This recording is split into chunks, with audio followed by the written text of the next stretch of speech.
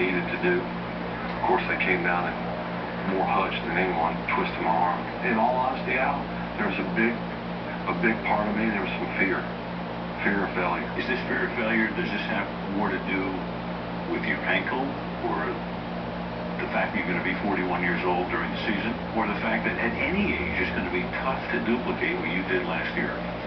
Well, in my prime, I didn't duplicate it. 3 MVP years. In my mind, doesn't compare to what I did last year. You know, I was waiting, am I letting them down by not playing? Or will I let them down by playing and maybe not playing at the level that I feel like I should, or maybe the level that they expect me to play? Why does it take you so long to come to these decisions? I mean, a quarterback has to make instantaneous calls. You got to be on top of everything. And yet, for the last few years, there's been tremendous procrastination.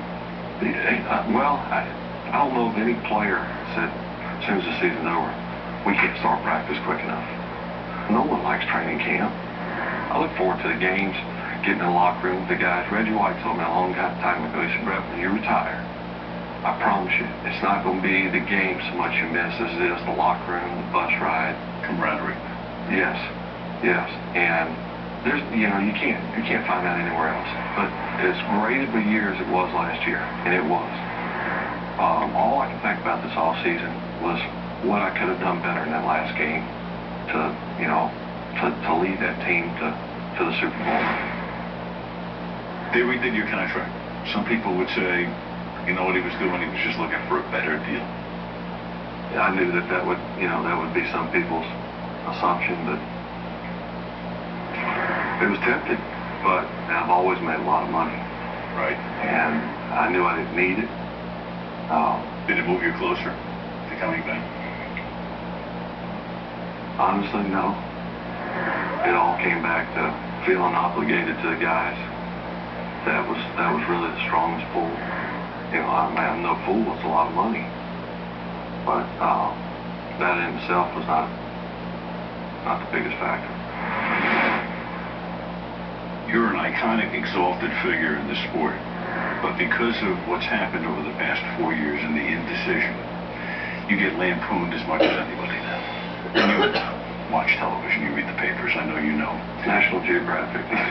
Right. Apart from that, what do you think? I mean, you're sitting there, you're at home, and you're thinking to yourself, what? If I'm going to play, I better play like I did last year. And even it's hard enough when you do everything right, the way people want to see you do it, and then you don't execute on a consistent basis. They're going to throw daggers at you. So, I gave a lot of people reasons to throw daggers. I understand that, which makes the pressure even greater. You can't do things half-baked. You know that. Are you convinced right now that you are all in? I mean, it took you a long time to get here. Just like last year. Are you when I set foot on that plane, I mean, I think for me that's what has made me so successful over the years, but it's also kind of been my demise at times. Is when I do something, I do it all the way. And that was one of the things the guys and the coaches that I talked to throughout this process, they knew if they got me up here, I was all in. Tonight he was all in for 4